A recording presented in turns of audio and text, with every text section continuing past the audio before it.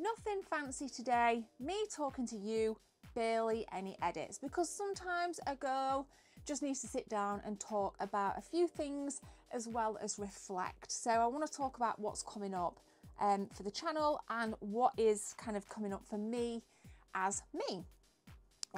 So it's been an absolutely mad year. I feel like I've just not stopped. I have a full-time job on top of this, and if I kind of come home, and when I come home, all I do is edit. On weekends, all I do is go out and film, which is what most content creators do that actually like have a full-time job.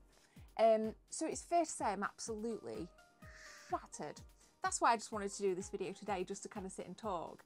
And I keep getting asked quite a bit, like, do you guys remember the 2 Girls 1 Gaming Topic playlist where me and Jess would just sit down and we would just talk about a singular gaming topic and our thoughts on that? Videos / episodes tended to be, you know, 10 to 20 minutes long, but I decided to just kind of pull everything else away from the channel and focus purely on retro game hunts, which is exactly what I've done. And it is exhausting to be able to go out every weekend up the north of the country, down the south of the country, then come home, try to run a house, look after my dog, sleep, you know, take care of my mental health, which has took an absolute battering, if I'm brutally honest. It is just far too much. Okay, retro game hunts are not stopping. In fact, there's a really good episode coming on Thursday. But I'm also just thinking now on trying to kind of diversify the content again, because I put like a lot of pressure on myself to be the best and do this and do that. And I'll be egotistical here. I do think my editing, I've got nothing to prove other than to myself. And I've proved to myself how good my edits can be and how good my storytelling can be on a retro game hunt, assuming you don't skip the episode, because if you skip an episode, you're skipping key parts of the story, you're skipping key parts of a journey. You know, don't watch it if you're going to skip episodes. Absolutely, I can't be doing with it. You know, and I'm not that kind of retro game hunter that goes out to kind of buy to sell. I like to buy to play and buy to collect. I like to kind of really nourish that nostalgia palette in me, and that's why retro game hunting will always be the biggest part of this channel. 80% of the content on this channel will be focused on retro game hunting. But I have spoke to Jess this morning and I've said, look, you know, would you be willing to kind of do the 2 Girls 1 Gaming Topic again? And she is willing to do that. So I'm potentially going to be bringing that back in some kind of format, very low production, right? Because this is what I need to do. I need to kind of get some content out and save my energy from absolute burnout and a mental breakdown. So that's going to be low budget, 1 camera, 2 mics, 2 Girls 1 Gaming Topic, just to kind of sit and listen to our opinions and probably argue quite a bit, as we do behind scenes anyway, just kind of bicker. But it's funny, so it's absolutely fine. It's harmless kind of stuff. So I think I might kind of do that going into 2025. I'm thinking about kind of bulk filming a load, releasing a few episodes. If it doesn't work, I won't release anymore. But what I have done recently is I've now relisted or made public again the playlist for 2 Girls 1 Gaming Topic, so you can actually go and have a look at how crap the content was before I actually got a decent lav mic, which, you know, attached to me whenever you see me out of the gaming markets. So thinking of kind of about doing that. I've got loads more shops. I've got a list of shops that I've never been to that I will be getting up to in the new year. I'm also thinking about, in fact, I also want to start filming other people's collections. I think that's a great way to almost retro game hunt without spending an absolute crap ton of money. And I'm going to be kind of asking you guys to click the Discord link in the description, because that is a way where I'm going to create a channel where you can share pictures of your collection, and assuming you don't live on like John O'Groats or Land's End and I can fit it into my work schedule, I will come and film your collection. You can show me around it.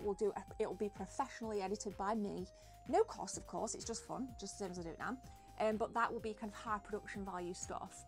I really have wanted to do that. So if you do want to get involved, go to the Discord. In the coming weeks, I will create a brand new text channel for you to share pictures of your collection. And, you know, if you want your collection to be filmed by me, we can hash out what that's going to look like on Discord, and we can put a really good episode together. So there's two things just before we move on. One, to bring Two Girls One Gaming topic back. Two, for me to film your collection and me to professionally edit and have a separate playlist just to kind of show off the, you know, private collections. If you don't want to be on camera, that's fine. You can hold the camera, or Jess can hold the camera, or whatever, and I can kind of have a look at what's what. But it'd be best, I think, I'd probably only do it if people were willing to be filmed and talk about their passions and why it means so much to them as well. So I really want to do that going into 2025. Also, in terms of content, still to this very day, people don't know that I stream on Kick, not Twitch, not YouTube. Why don't I stream on YouTube? Okay, I used to stream on YouTube, but the algorithm doesn't like streams and videos in the same place. A stream can be 3 hours long, and when it archives, even if it's unlisted, people can still access it that watch the live streams. Let's assume they only watch 10 minutes of a 3-hour stream. That means the watch time on that archive stream is very, very low, therefore telling YouTube that the viewer doesn't want to stay on the video as long. It damages the algorithm. So I fled YouTube streaming, went to Twitch, but it is entrenched, and all Twitch started to do was put the membership prices up and up and up and up. And I don't think that's fair for people who want to donate subs to me at an extra cost, and it didn't even go to the streamer, it went to Twitch. So I kind of felt that that was too much. I do believe content creators should be paid for what they do. I do believe it's an art form, and I do believe that if viewers want to support, they should get the lowest possible price for whatever they want to donate. So I moved to Kick, as it's so much easier to stream on. The behind the scenes interface is so much easier for me to navigate. There's no ads, and I ran my Twitch with the lowest possible ads in a live stream. And I think my ad revenue on Twitch used to be like £6 to £12 a month. And it was ruining that kind of autonomy for viewers, because it'd be ad. No, there's nothing on Kick. So I believe what we're doing on Kick is really, really positive.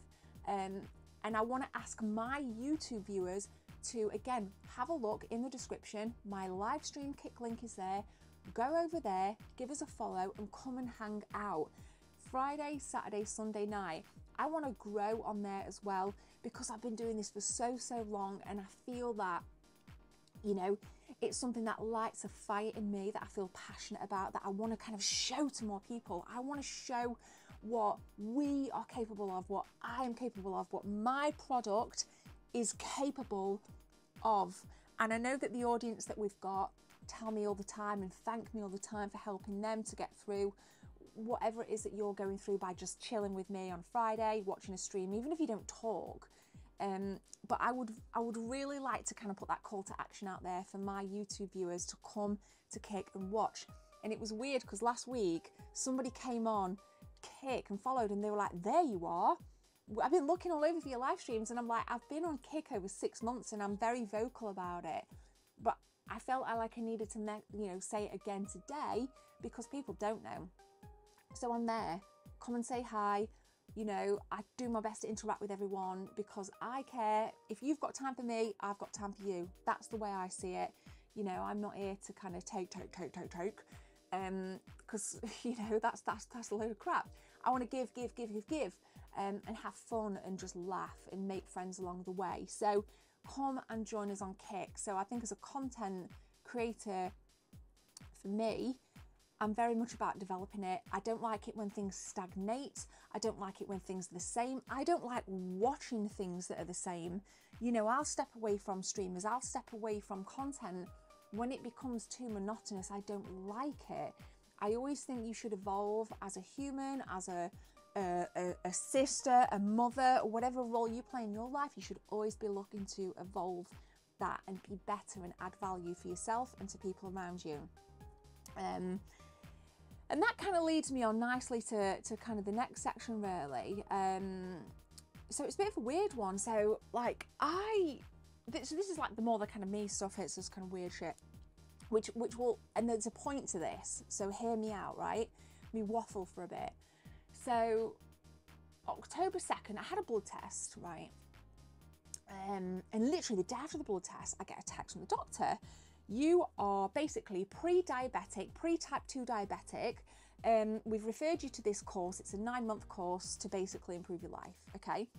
So before all of this, and even growing up, I used to be like stick thin, like almost anorexic thin my whole life. I've been so thin because it's kind of a genetic thing, and I've always eaten terrible food. I've grown up on just refined carbohydrates and sugar. So pastries, toast, pot noodles, chips, burgers, pizzas, and that has been with me my whole life. I was never taught to cook. It wasn't until I got into kind of serious relationships that I was taught to cook. You know, learned a lot from Jess, but I've never really cooked. So I was like, I'm just scared to take away and then eat a cheesecake and then just eat some crisps. And it's like, that's how it's always been with me. So it's no wonder that I was like one notch over within the pre-diabetic range, which means I'm at risk of getting type 2 diabetes. So from October 2nd, I would say I have cut out 80 to 85% of my refined carbohydrates. So I've eaten no pastries, barely any crisps. I've dropped to 1 takeaway a month. I don't eat milk chocolate. I have shredded my weight. And if you look at these pictures, you can't really tell very much. But overall, since October 2nd, I've lost, I think it's like 3.2 kilogram. I've not increased my exercise. I've just literally stripped my diet of terrible food. Like I say, I'm in this group. We've got an app. I do daily lessons. We've got access to a dietitian. They give you feedback. I keep a food diary. I'm like, I do not want to get type 2 diabetes. So what's that done for me? I didn't realize for the first 4 weeks of making the changes, massive headaches, exhaustion, out of breath. I just wanted to sleep because for years my body's just lived on sugar. And when I've been stressed, because I am stressed, I like grab a handful of biscuits when I come in from work and then crisps, then eat tea, then eat cake, then go to sleep. And it's all right because I'm slim, but I was actually putting weight on. And I've slimmed right down again. Like I can feel how gaunt I am, and my waist is like disappearing, and I'm not exactly the curviest girl. Anyway, it's just so weird. But anyway, when you're trying to do a full-time job and YouTube and kick, when you don't have your normal coping mechanisms, sugar, high, let's keep going.